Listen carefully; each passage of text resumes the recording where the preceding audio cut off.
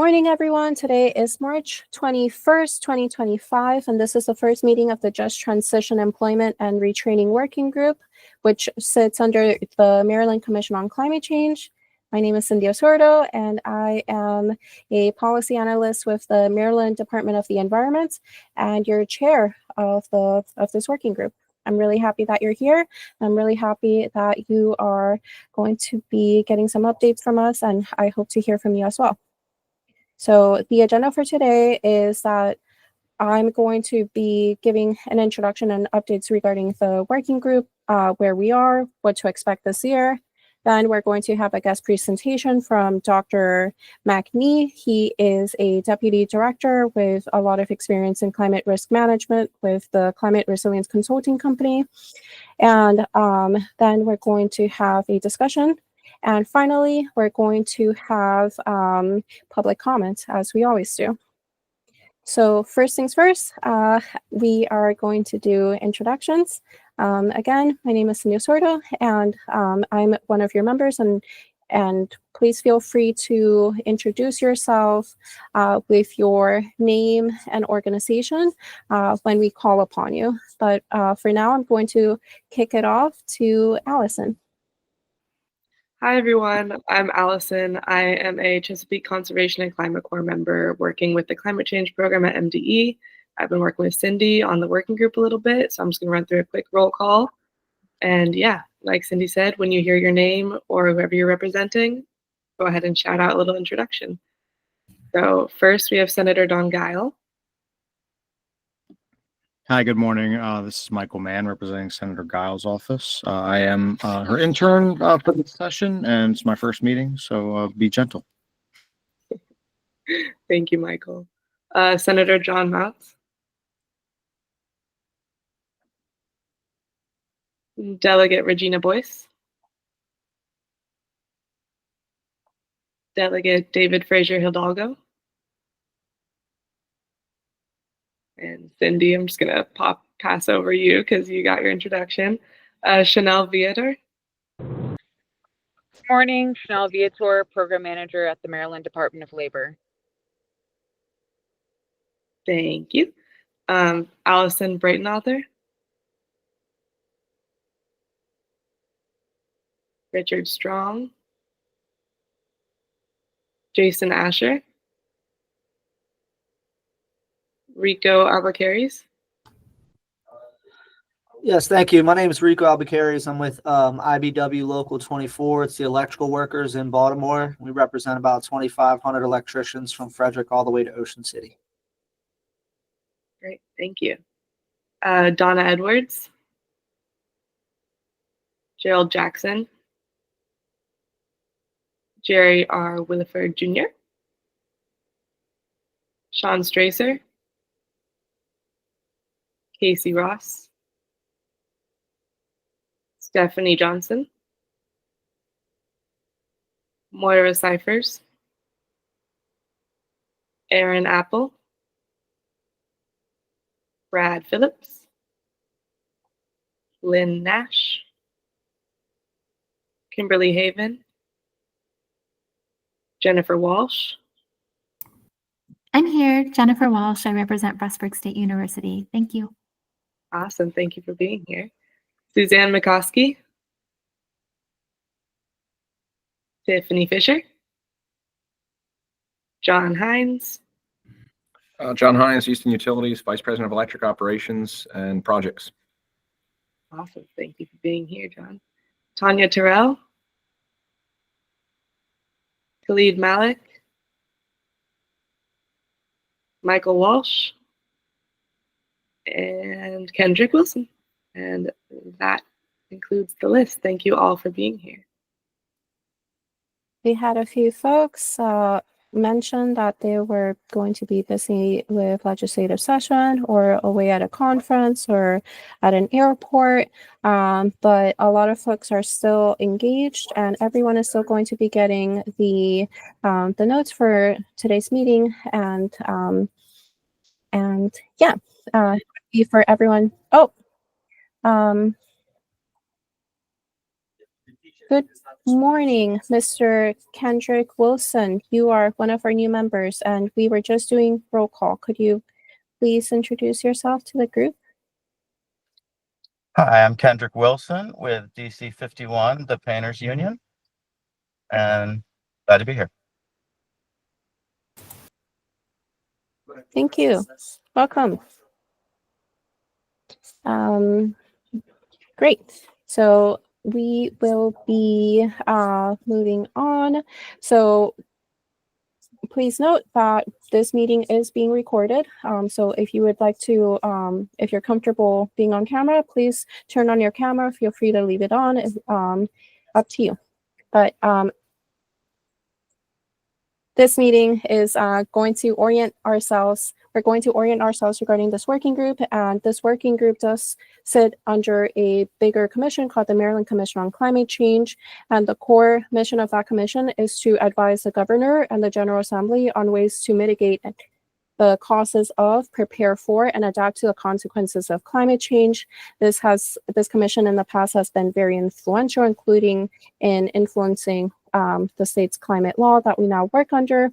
And this working group in particular is in charge of exploring employment and retraining opportunities within Maryland on ways that would implement sustainable climate solutions across various sectors. We're called to consider things like transportation, electricity, natural working lands. And if you would like to check out the report from last year from the commission, that is readily available on our website. So we have a climate law here in Maryland. It is actually one of the most ambitious climate laws in the country. And it says that as a state, we are going to reduce emissions by 60% compared to 2006 levels by 2031 and get on a path to achieve net zero greenhouse gas emissions reductions by 2045. We have a plan. My agency was required to create a plan to achieve these very ambitious goals, and that plan was released and is available on our website. There's a variety of different policies that are contemplated regarding these different sectors. You can go check it out, but this is just to highlight that we are grounded in decarbonization requirements. And so what does that mean for this working group? It means that there's a lot of opportunity to continue exploring workforce best practices regarding the workforce that we need to achieve and support this very ambitious climate.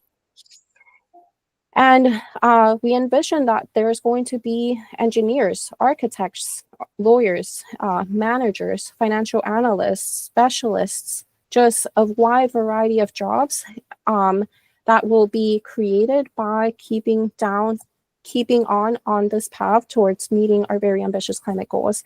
There's a wide variety of studies that we could point you to that say that there really is opportunity, but for now, we will, I will highlight the three main priorities for this working group for this year. One is just that we will explore best practices. I will collect feedback. I will hear interest areas of members, just like I did last year, and we will be able to develop priorities based on feedback. Last year, we explored geothermal energy, we explored offshore wind energy, we explored energy efficiency, and this year, I also want to have a field trip for everyone to get to know each other a little bit better. That would probably happen around summertime, so please stay tuned. Also, if you're joining in late, please feel free to say in the chat your name and organization, especially if you are a member. The second priority will be to complete a study that has been ongoing for a few months now. I will be providing just a quick update during this meeting. The update is that we are making progress. We selected back in November. You might recall that we had presented and we had provided an update there. You can always go check out those slides if you want to look at the details. But we have seen that there are certain areas in the state, according to employment, social vulnerability, and some justice metrics that are in high need and opportunity for further investment as it relates to workforce that aligns with our climate goals. We found that Allegheny and Washington counties have a high energy consumption from the transportation industry, that Washington, Baltimore, and Wicomico have a high share of energy consumption from the commercial electricity industry, that Baltimore and Prince George's County have a lot of CO2 emissions, greatest amount in the state. Baltimore City, Prince George's have a high share of energy consumption from residential electricity. And Washington, Baltimore, and Wicomico will have a commercial sector that has potential for energy efficiency investments. Mr. Albacaris? Oh, Rico, you're muted. I was curious when we were talking about scenario planning. Is this considering the likely possibilities in the future, or is this just looking at what we have right now? I'm thinking about data centers in Frederick, specifically, maybe hopefully other places in the state as well, but what that does to the energy planning, and is that taken into consideration?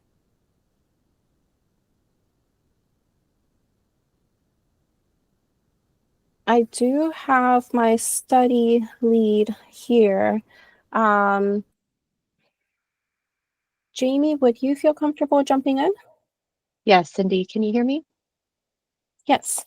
Okay, great. Yeah, I'm happy to answer that question. So the tool we utilized for this is a state and local energy planning scenario planner that includes a number of data sets from across the state. It does take into consideration many future scenarios.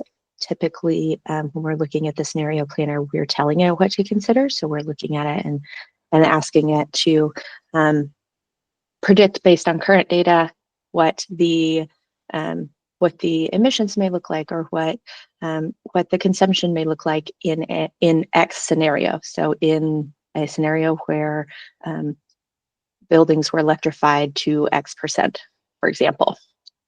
We did not specifically look at data centers as a scenario. We don't have a data set that necessarily predicts exactly data centers, but increased energy consumption is something that will be considered in the next step of the process. So we are looking at how changes, including data centers, but in other changes like positive electrification of buildings or other structures could increase energy consumption, and how that might impact need. So hopefully that answers your question. It does. Thank you so much, Jamie. Thank you, Jamie. Thank you, Rico. There's a lot of conversations regarding load growth and different scenario planning right now in the state and in the region that is very important.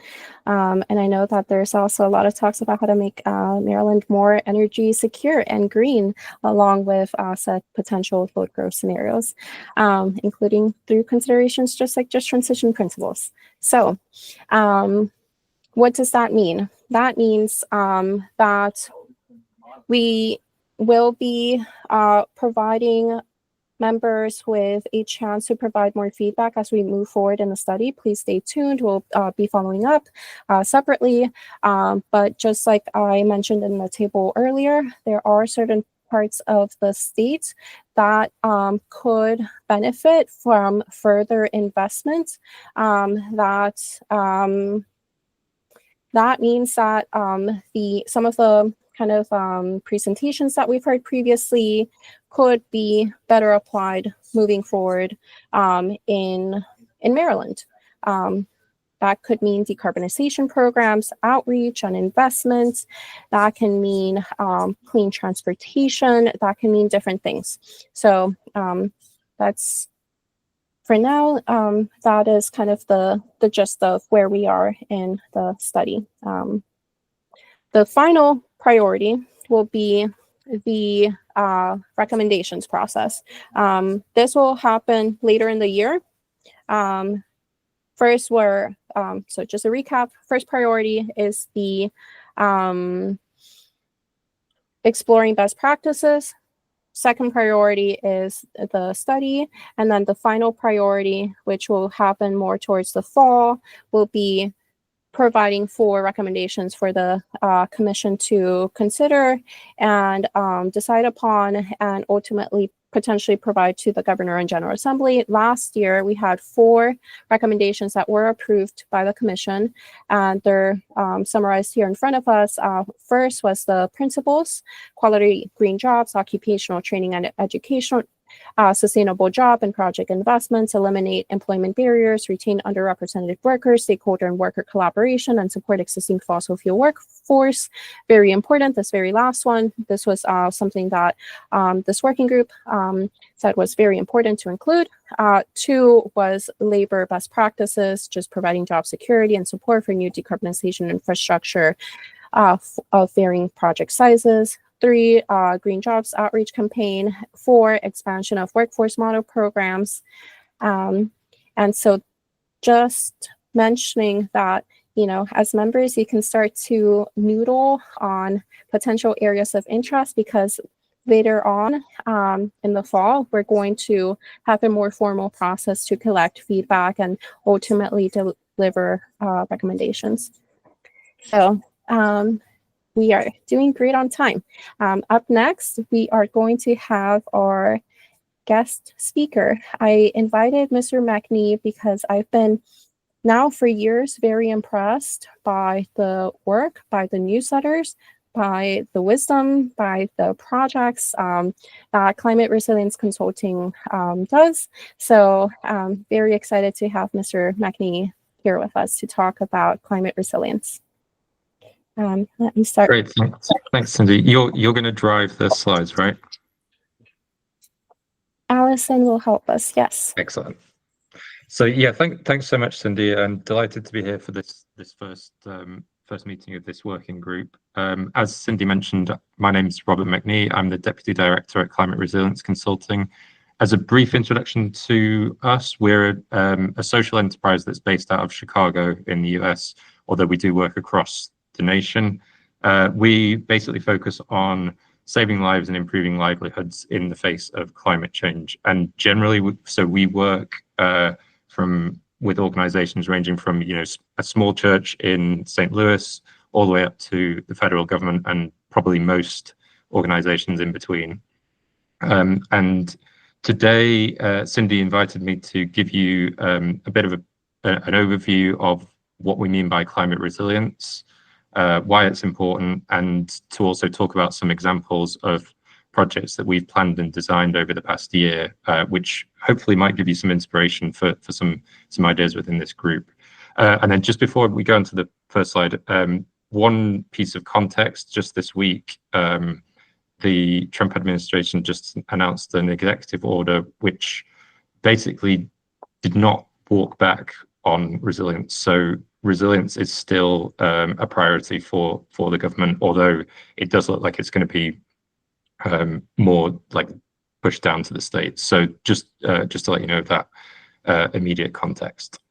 So if we go to the next slide, I always think it's helpful to just make sure that we understand what we're talking about in terms of climate resilience. So I've got a few definitions here just to make sure we know, because I think a lot of people are actually doing things which improve climate resilience, but they don't necessarily know that it fits within that definition. So I've got 4 definitions here. The first one is pretty obvious: climate change. That's basically what we're talking about, is the various ways in which the climate will change and its effects on ecosystems and humans. And then after that, I have 3 other definitions, which are basically the main groupings of measures which we use to reduce climate change impact. So we've got climate mitigation, which is probably the most well understood of those. And it essentially includes all measures that are put in place to reduce greenhouse gas emissions and therefore limit the climate change. We then have climate adaptation, which includes actions that help places and people adapt to changes in the climate, and they're largely centered on things that kind of reduce risks from climate hazards. We're talking about storm surges, hurricanes, that type of thing. And then the third one, which we're going to be talking mostly about today, is climate resilience, which kind of takes this adaptation a step further. It's a more holistic approach to addressing climate change by improving the capacity of a place or an organization to withstand climate impacts and recover from disturbances. So, as I probably mentioned just before, what we like to define that is saving lives, enhancing livelihoods, and saving money amid climate disruption. So, as we're talking through this today, probably just with the group kind of focused on just transition, just think about how this concept fits in within your ideas for just transition, particularly maybe relating to energy efficiency and things like workforce development. So we'll start off with a bit of an overview of climate change. So where are we at? Well, the science is pretty clear. I've got 4 bullet points up there demonstrating, the climate is changing rapidly. We've got evidence to support that, around about 2 degrees Fahrenheit since 1880. 2024 was the hottest year ever globally, just following on from 2023, which had previously been. And if you look at the graph I've got there at the bottom there, you can basically see that the Earth has warmed faster since 1970, faster than any other time in the past 2,000 years. And each of the preceding 4 decades has been warmer than any previous decade.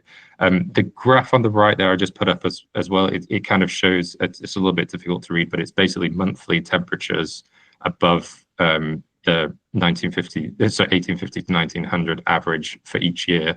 And I've just put this on because you can see the red and the orange are 2024 and 2023, just showing kind of the steps above all of the other previously recorded years that we've got there. So we just move on to the next slide. What does this mean for us? Well, it's not just global warming or climate change is not just a number. It does have real consequences for our communities, our economy, and our infrastructure.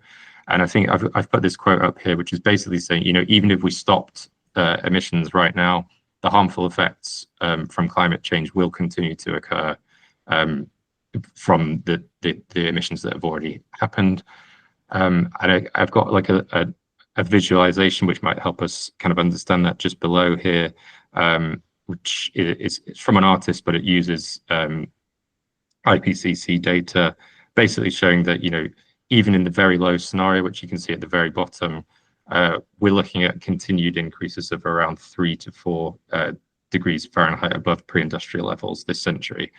So this means that basically the adaptation and the resilience are still going to be really important, and we need to prioritize those measures alongside emissions reduction to help protect our communities from ongoing climate change impacts. So what does that mean for Maryland? So in Maryland, the climate is trending towards warmer and wetter conditions, with more extreme weather events. So temperatures in the state have already risen by around 2.5 degrees Fahrenheit. The number of very hot days, that's days over 95 degrees, has increased, as has average annual precipitation. And those the precipitation events are projected to become more frequent and more intense as well. So this has implications for health, it has implications for infrastructure. There's going to be likelihood of more disruptions from storm and flooding events, potential disruption of people from sea level rise and inland flooding, and increased risks to people with chronic health conditions such as asthma and heart disease from exposure to extreme heat. I've got a little graphic here that just kind of visualizes those.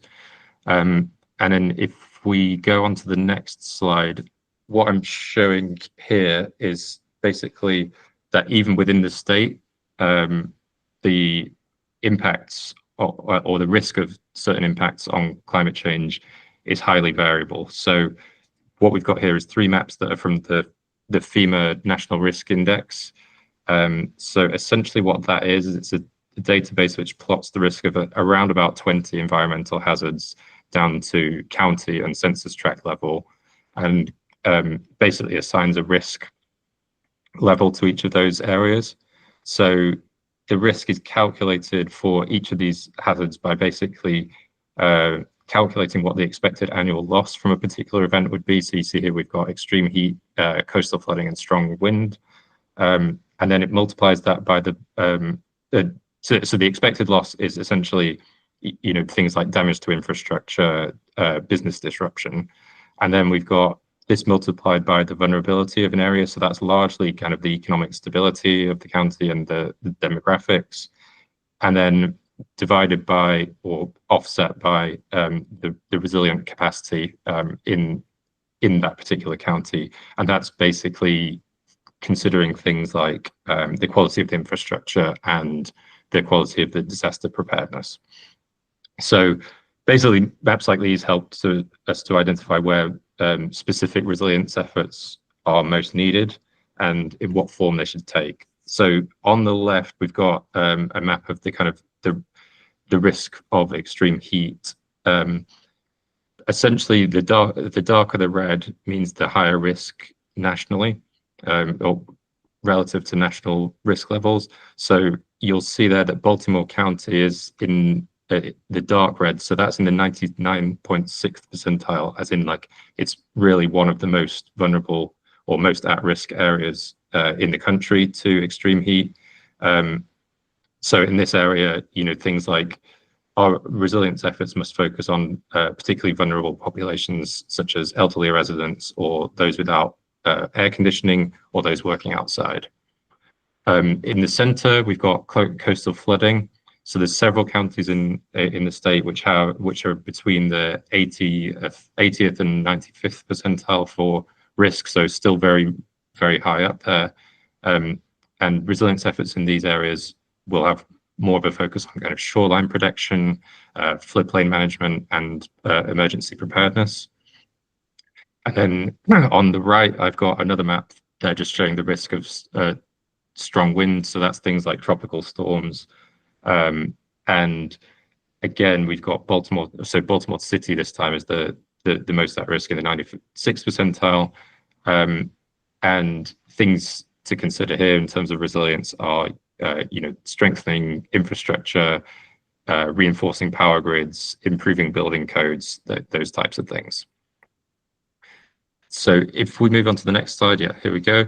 So in terms of climate resilience, the way we see it is there's kind of two approaches. There's the more traditional approach, which is focused on protecting what we have. And then there's a more holistic kind of forward-looking way, which is, how do we use adapting to these climate risks as a way to kind of transform the systems that we have into something better.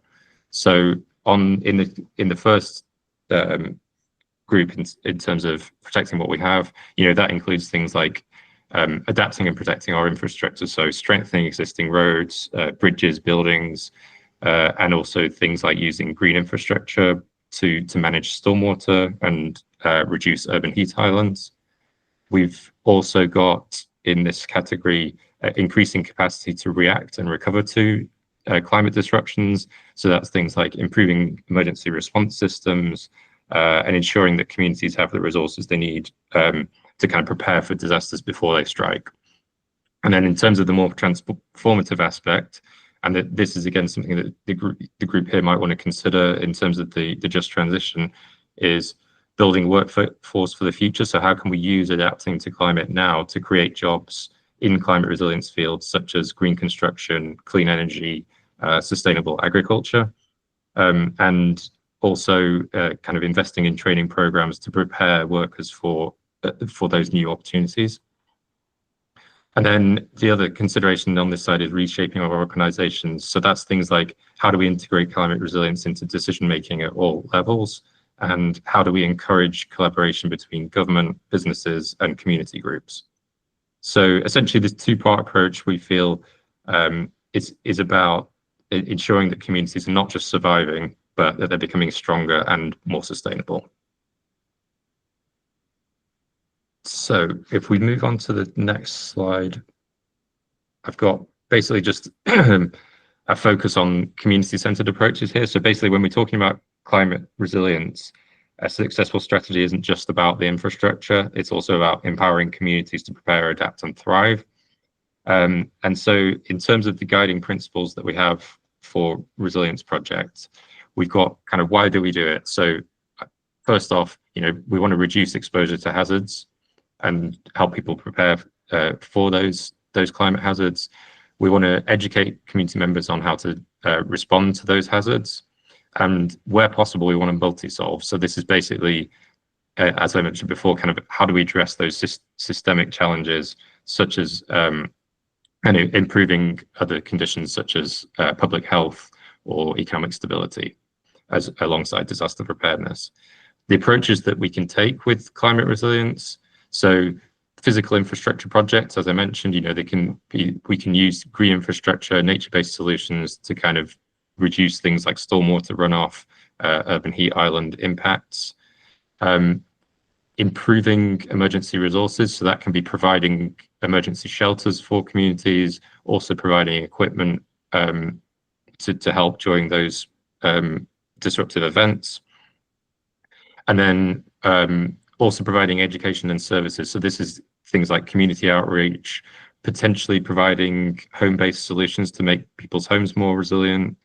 And then the final aspect, which is again more to that kind of right-hand side of the previous slide, is training and workforce development. So this is helping to create employment pathways in resilience-related fields, again mentioned earlier, such as clean energy and sustainable agriculture.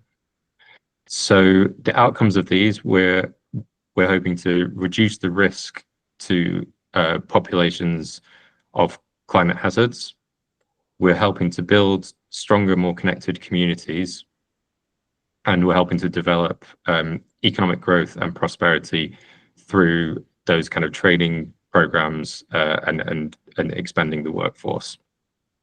So ultimately, that community-centered focus on resilience is kind of integrating the infrastructure, education, and workforce development to basically create a more sustainable and robust community. So just before, or to kind of conclude this for you, I've got a few slides here of basically some examples of projects that we worked with our partners to basically plan and design.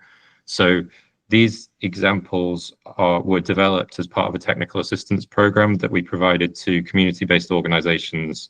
It was funded by the EPA last year, and it was basically to help those community-based organizations and local governments develop applications for the Community Change Grant. And so each of these projects, you'll see, it kind of addresses unique local challenges and also integrates community-driven resilience solutions into those projects. So hopefully you'll see that there might be some ideas in here that could be applicable to Maryland. So basically, I've got three. So the first one is basically we worked with a small church, Bethlehem Lutheran Church in St. Louis, and that church is based in an area of North St. Louis which has very high levels of food insecurity, extremely limited access of its residents to fresh food and healthy food. I think there's like one Dollar General store within like 2 miles of this population. The area is also heavily affected by urban heat island effects, and is also vulnerable to stormwater flooding. So essentially the residents there, a lot of them don't have air conditioning, and they lack safe, accessible spaces for gathering and to get support during climate-related events. So if you move on to the next slide, what did we propose? So essentially, what we have here is a bit of a map of the area. So there's the church you see there in the center, and then at the top and the bottom, there's basically 2 large plots of vacant land, which are currently just grass. There's no other vegetation on there. And so what we worked with the church to propose was that we turn the one in the north, so that's the top square one, into an urban farm that would be run and managed by the church and would provide fresh, healthy food for the local residents that could then be supplied through the church. We also had the idea of this kind of triangle portion at the bottom that would be developed into more of a kind of community garden area, which had stormwater infrastructure built into it. You'll see Palm Street at the bottom actually suffers from quite a lot of flooding, so we were going to build in green infrastructure such as bioswales and rain gardens to kind of protect or reduce that flooding, and also have this aspect would have like a community garden to it, which would be more like for the residents to use and learn how to produce their own food.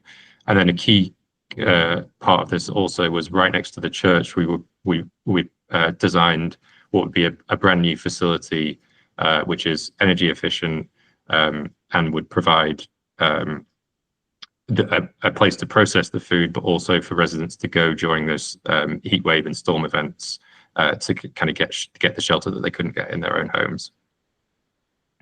And then I've just got a kind of, we do have various images of here, but essentially you can see in the top right there, that's basically what the square plot of land at the north looks like currently. And then this was the idea, you know, we have turned this into an urban farm. We've got electric vehicles which move the produce to the resilience hub, which would be next to the church, and we also have like an electric vehicle fleet, which would then help to distribute that food around the area. So that's one of the first projects that I just wanted to share with you. I think I've got the next one in the following slide. So this one is based in Bridgeport in Connecticut. Essentially what the challenges here were, the area suffers from severe coastal flooding, which threatens homes and businesses, and some transportation routes. There's poor stormwater management currently, which leads to a lot of runoff pollution and infrastructure damage. And residents in the area have limited safe pedestrian and bike infrastructure, which basically means that it's difficult to move around the area without a car. And also, if we just move on to the next slide, you'll see a more detailed map of the area. So there's right in the center there, a heavily industrialized zone, which is causing a lot of air pollution for the residents in the area.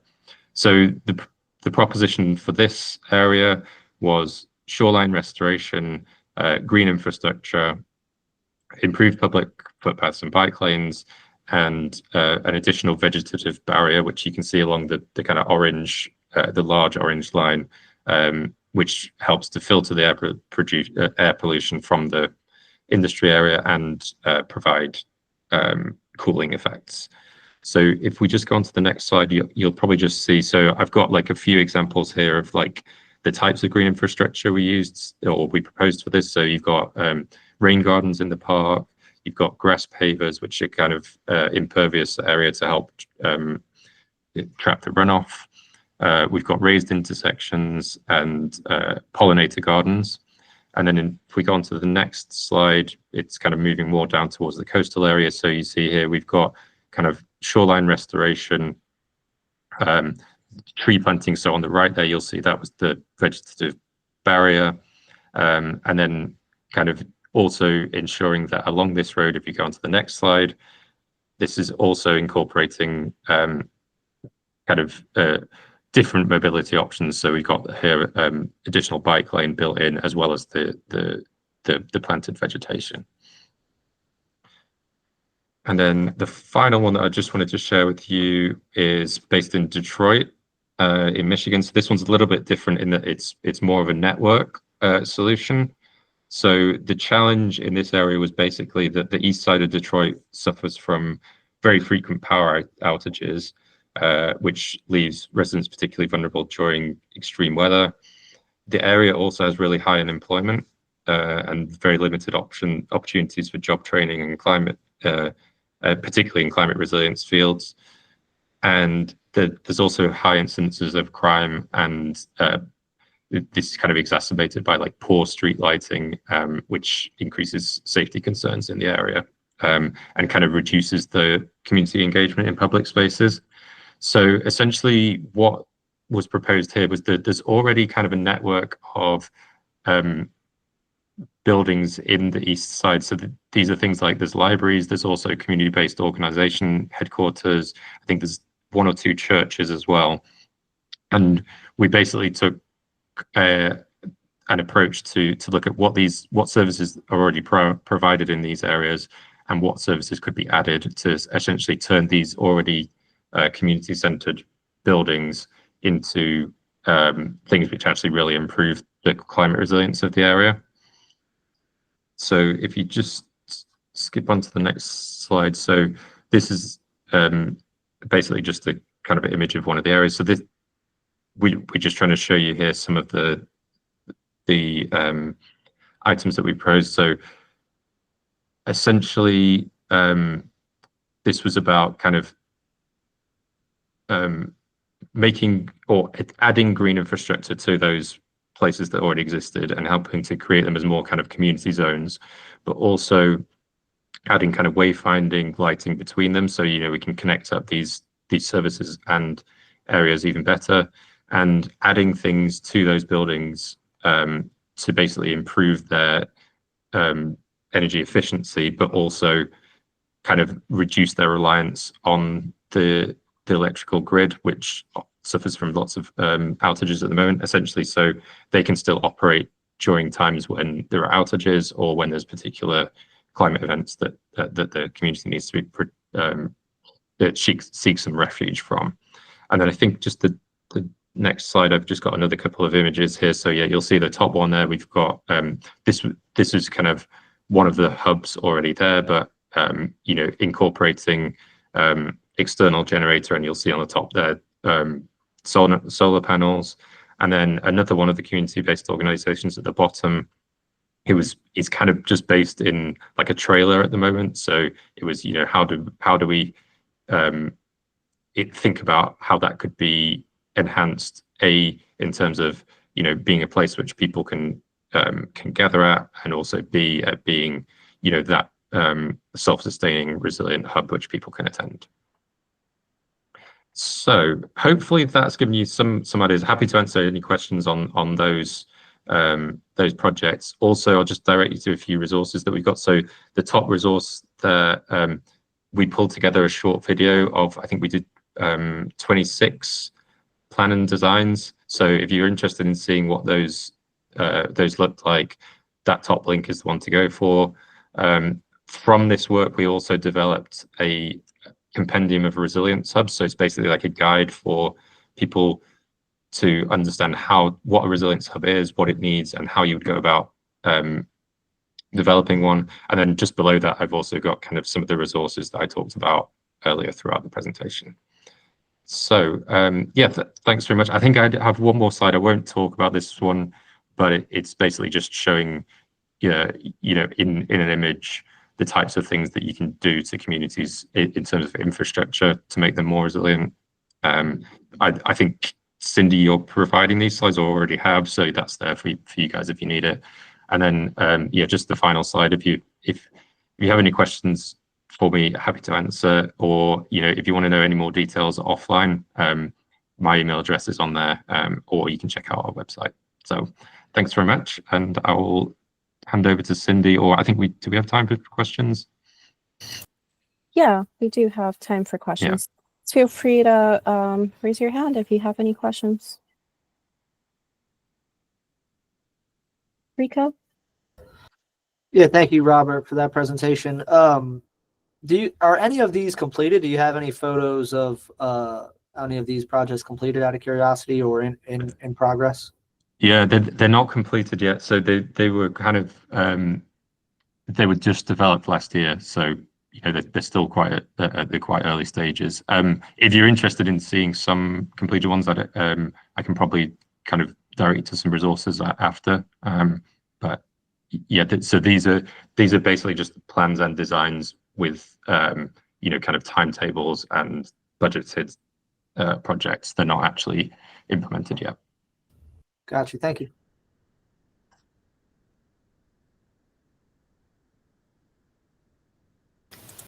One follow-up question to that is, Robert, have you seen any completed projects that touch on geothermal by any chance? I think there may be one in Missoula, which I might be able to direct you to after, but I would have to double check on that one. I do know that I can give you a bit more information. So the last project here, we did look at some aspects of geothermal. It's probably not in these slides here, but I can certainly provide some additional information on what aspects those were.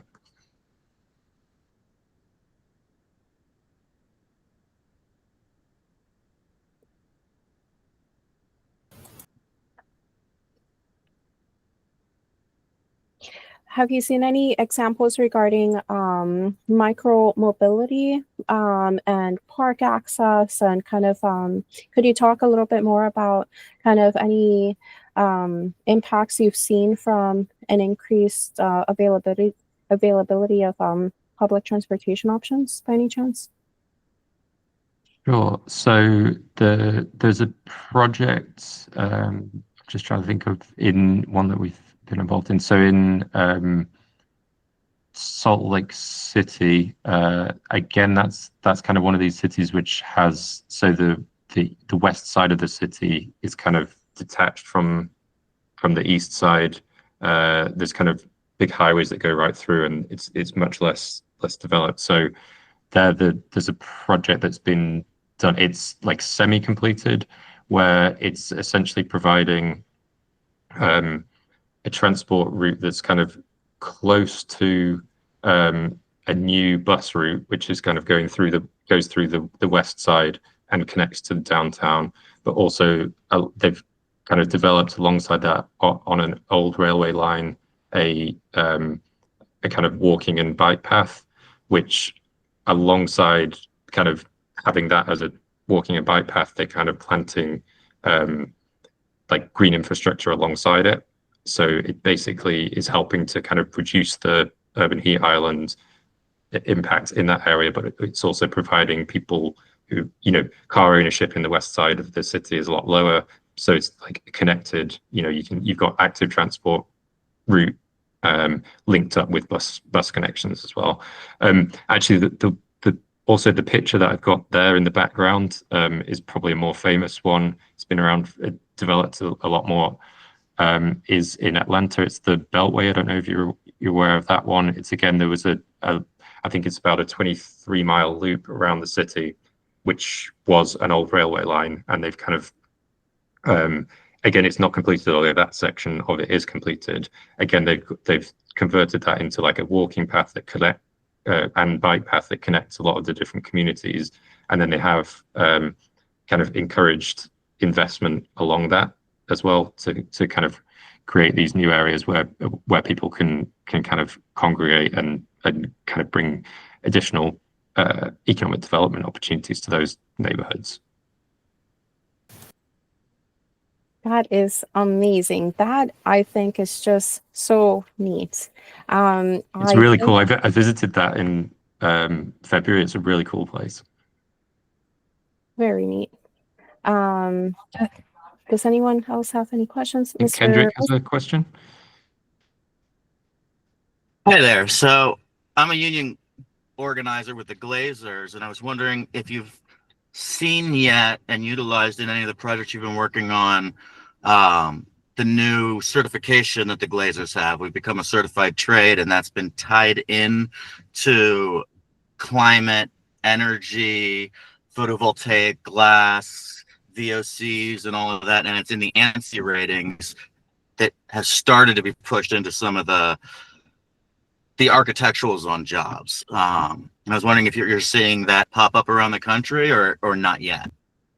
Probably not yet, although I do think that is something that we need to collectively work on. So I know that one thing that we're doing, so we're just waiting to see whether we're going to get the funding for it, but there's a project that we're hoping to do in Denver, which is possibly similar to that. Oh, obviously it's not with the glazing, but it's essentially to kind of fund a new apprenticeship scheme on green infrastructure. So that would be basically, we'd use that apprenticeship to train up people to do it, but also while they're training, they're kind of taking these vacant plots of land and kind of developing them into these kind of new community spaces. So it's really cool to hear about that, Kendrick. Actually, I think that is certainly in my kind of right hand of the diagram of let's improve things. So I think it's definitely a tool that you can use.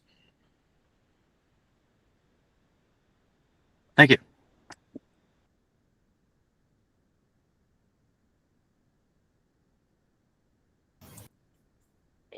On that note, Robert, I think if you could send us a little bit more information, and that would be awesome, so that we can learn a little bit more. Certainly, yeah. I will see. I do have a lot more information on these projects. I just have to check with EPA how much we're allowed to share of those. But certainly, I'll connect with you, Cindy, after, and you can kind of let me know which specifics you'd be interested in, and I'm happy to share what I can.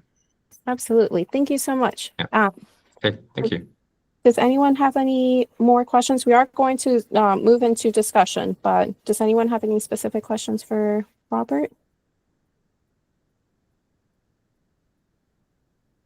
Hearing no more questions, we are going to move into a discussion portion. And Robert, please feel free to stay with us as we discuss some of our priorities.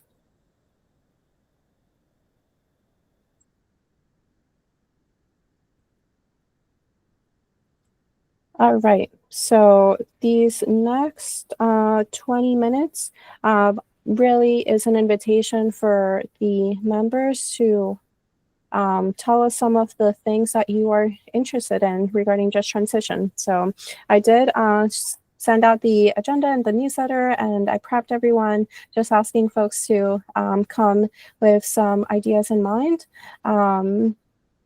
I can share that one of my successes was, establishing this working group last year and being able to submit those 4 recommendations on behalf of the working group last year. And as we move forward this year, I'm looking forward to our next meeting, because next meeting I will be sharing out all of the bills that become law here in Maryland that relate to both our climate and workforce, because every year there are really exciting things that happen in Maryland. And I, for one, as a citizen of Maryland, am super thankful that our good General Assembly members are moving forward with a lot of ambitious and good ideas, some of which are represented on this working group. And we have, I did send out our first newsletter. I'll be sharing out 2 events at the end of this meeting, but please feel free to check it out. Please feel free to share that newsletter out. I'll be committing to a quarterly version of this newsletter, and it'll be sharing information, resources, opportunities to connect. But yes, right now let's kick it off. Does anyone feel comfortable sharing any successes from 2024, as well as interest areas for 2025?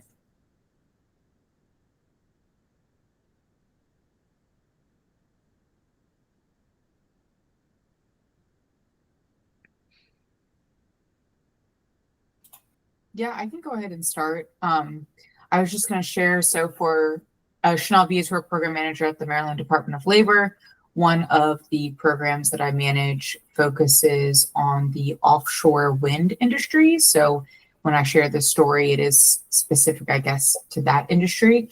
But one of our overarching goals was to increase and diversify registered apprenticeship programs and making those connections with the nonprofit organizations and community colleges to enter into RA opportunities.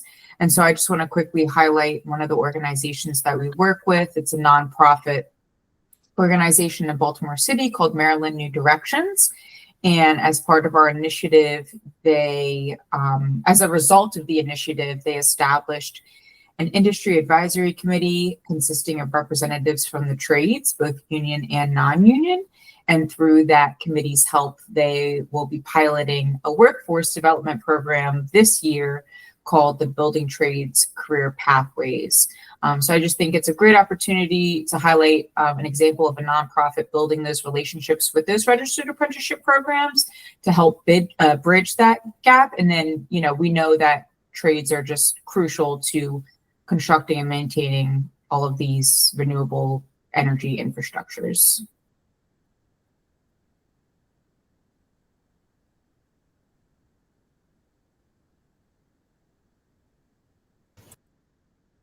Very exciting. That's amazing.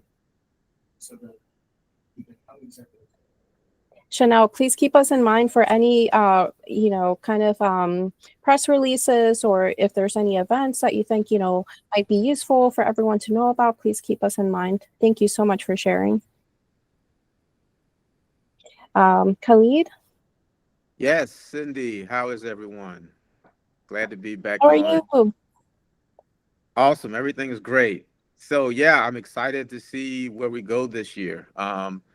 We've been working diligently with a couple universities in the state, and we've had some success with a couple grants. The MEA grant, a MIPS grant, where we're developing a building optimization solution utilizing AI enhanced technology. So we'll be putting together some workforce development training programs to help with the transition and compliance with BEPS through performing some community outreach and engagement with building owners and operators. So we're right in the beginning stages of putting that program together. And, you know, I'll certainly keep you informed on how things progress and how we can contribute to your 2025 agenda. Thank you so much. That's great. That's amazing, even. Thank you. Yeah, happy to share out updates with everyone as they come in, including Khalid, as we move forward with this potential program. Let's see, who else is on our call that might feel comfortable sharing out any updates and interest areas?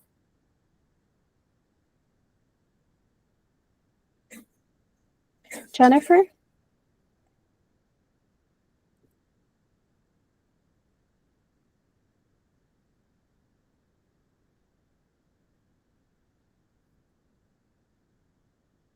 Jennifer? Sorry, can you hear me? Yes. Having Hi. a hard time getting myself off of mute. Thank you. So yeah, we are continuing to work toward our renewable energy microgrid. We are in the process of reviewing agreements with Optimize Renewables, who will be helping. It's a public-private partnership. And so we're really excited. We just got a new document from them this week. The cost has gone up, but this is going to be an opportunity for Frostburg that will not be a cost to Frostburg. And we anticipate that, I think, over the 20-year period, I actually have their white paper in front of me. I think the value is, let's see, $7 million, like $7.5 million in savings. So it's a just over $25 million total project cost.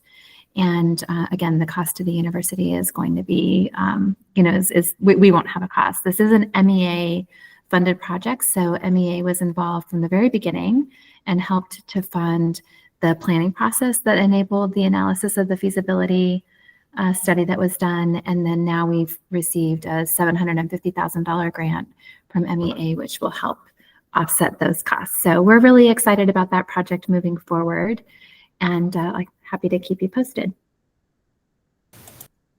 That's amazing news. That's so great to hear. I'm glad. Thank you. Congrats. Let's see. Allison? Heidenhauer? Yeah. Hi, Cindy. I've had a name change, so it's Allison Goss now. But yeah, I don't have any updates from MDOT right now. We have been in the process of reallocating the work, and a lot of the work that is under the proposal that brought us into this Just Transition Work Group, the Clean Corridor, that has a really significant workforce development component to it, isn't off the ground yet. It was only funded in the fall of last year, so we're still waiting on the federal funding. So there's no update on that. And we're still kind of trying to figure out where else workforce aligns with some of our climate work. In some of the proposals, like many kind of federal funding's been, we're trying to adjust to the flux of it. So I don't have any kind of relevant updates other than we are moving forward on everything that we said. It just hasn't gotten, even in the proposal, it says implementation doesn't start until 2026. So hopefully in a couple of months, we'll have more update on that project as it starts to kind of hit the ground. There's always really amazing, exciting work going on at MDOT. I'm going through the list of our members. By any chance, does Senator Don Giles' office have any successes or interest areas for this year? Hi, Cindy. Yeah, I'm sure that we have plenty of them. However, as just a representative, I'm not comfortable speaking on any of that. So I don't have anything for today. Thank you. All right. So now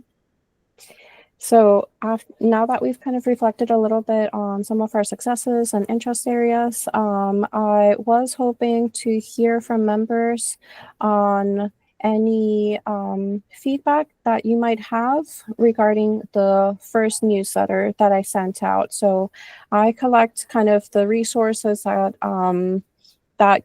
come to me, and I try to highlight some of the most relevant pieces of information, and generally wondering if you guys think that that's helpful and something that I should proceed with.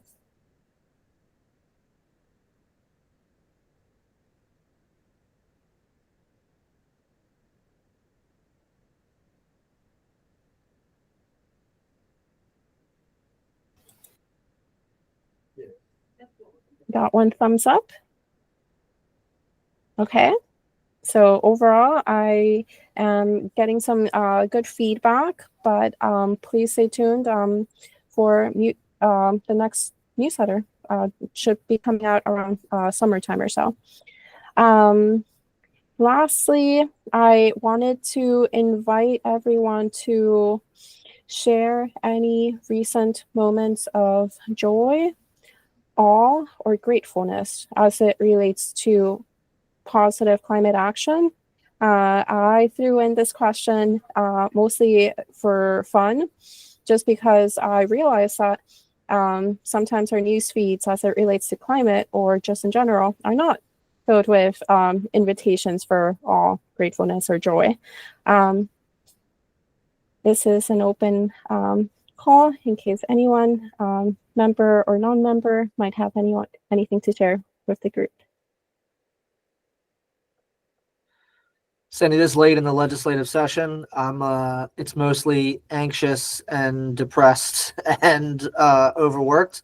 I feel like maybe in a couple weeks I might have some joy. I could get back to you depending on how some of these bills wrap up.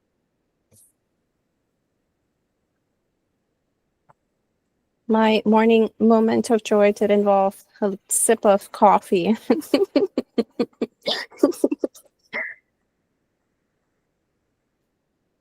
All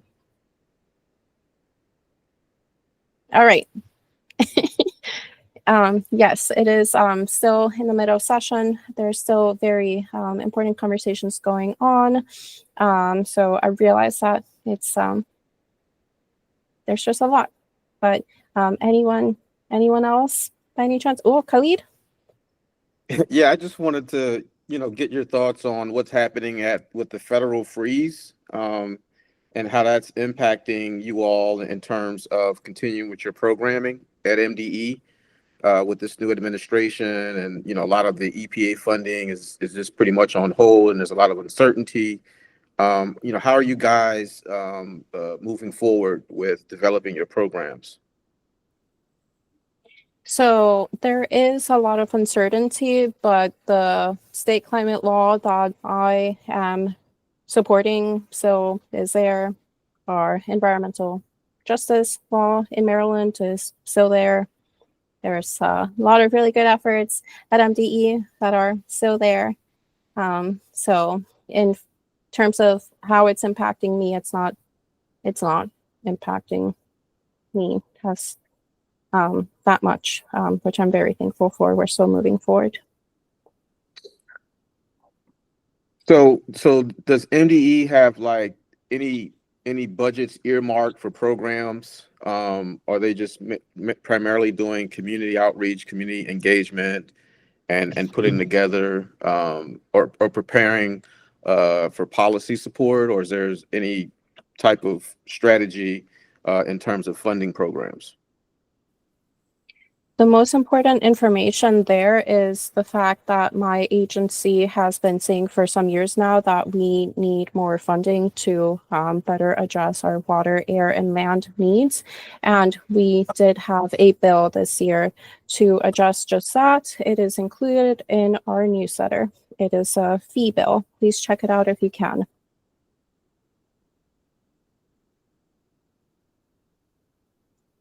Great. Thanks for those updates, Cindy. Thank you.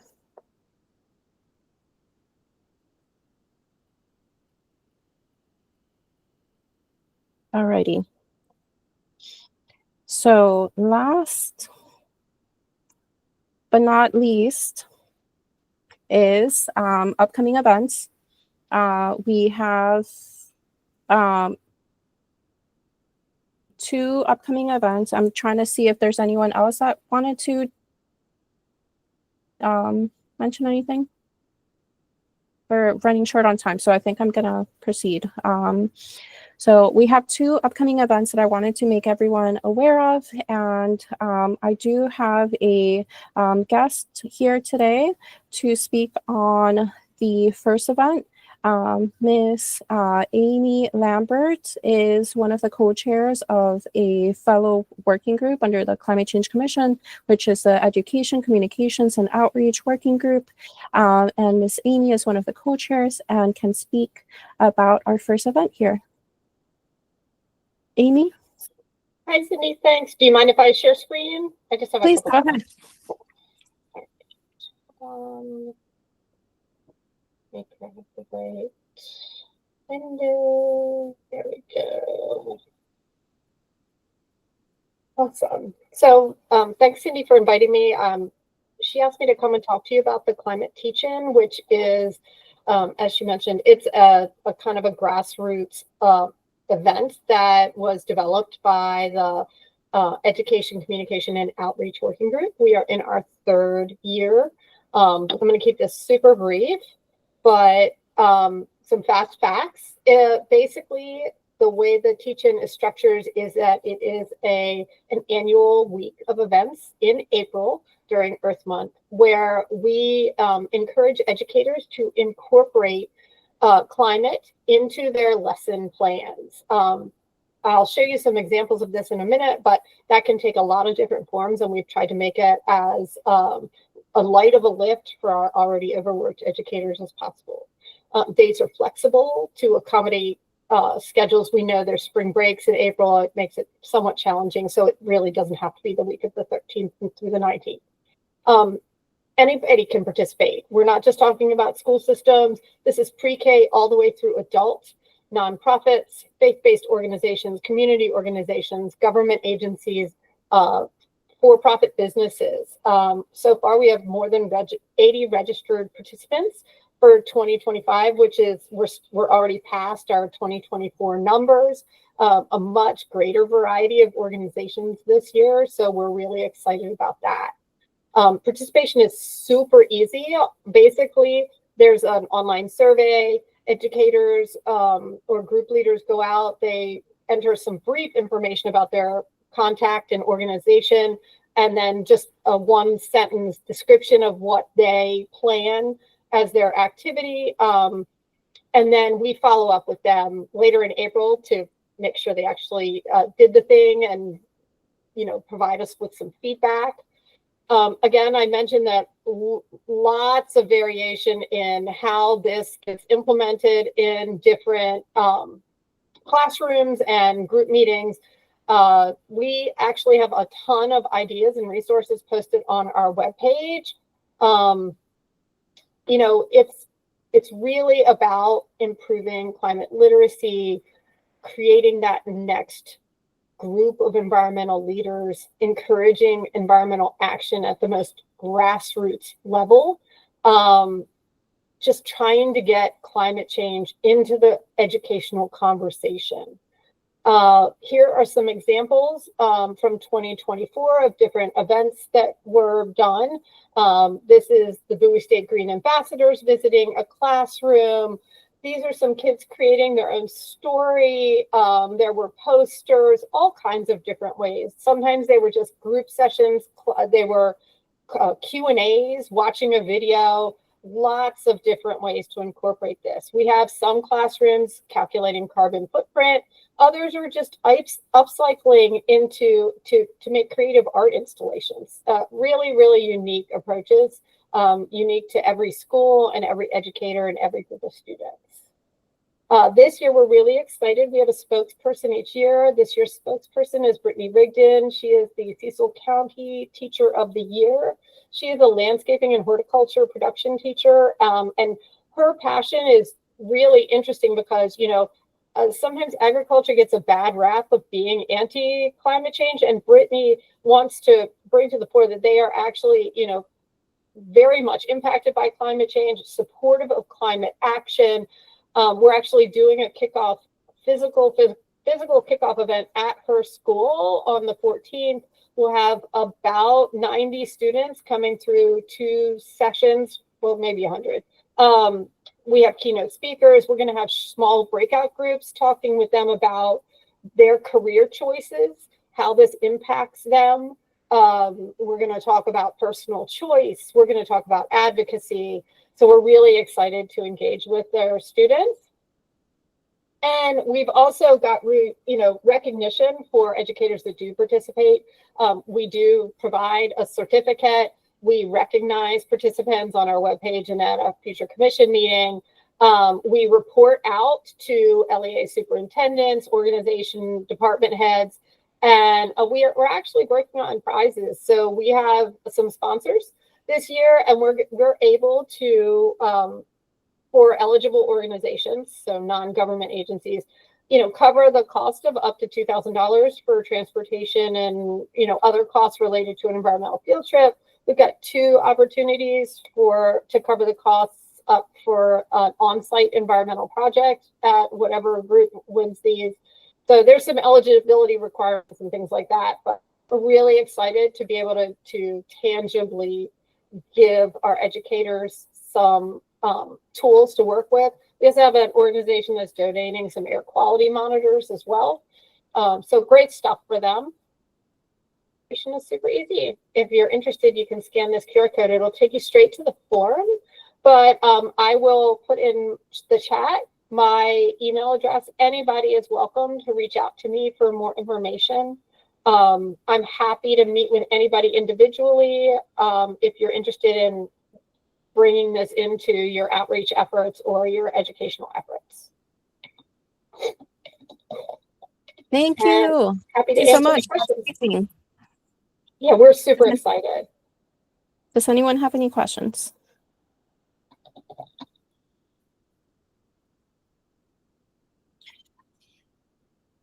All right. We only have 5 minutes.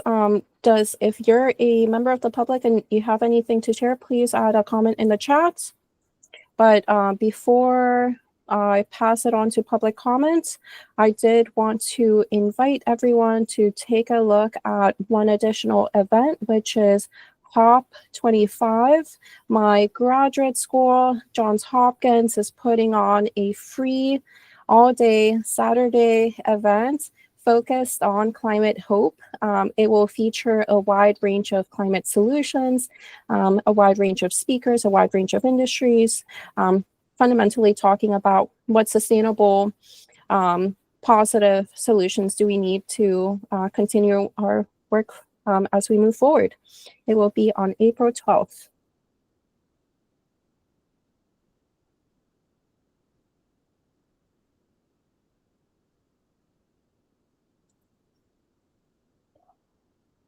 Thank you, Kendrick, for your note in the chat. All right. So hearing no members of the public and hearing no further questions, please look out for meeting materials regarding this meeting. And I look forward to seeing everyone in our next meeting. Oh, and there are some comments coming in. Please note that Lindsay Ryan is with the University of Maryland and has an amazing resource called the Climate Innovation Alliance. Feel free to sign up to that newsletter if you feel called. And then there's a beautiful video regarding various different resilience projects that Robert put in the chat as well, in case you're looking for inspiration. Great. Well, thank you everyone again. I hope you have a great weekend.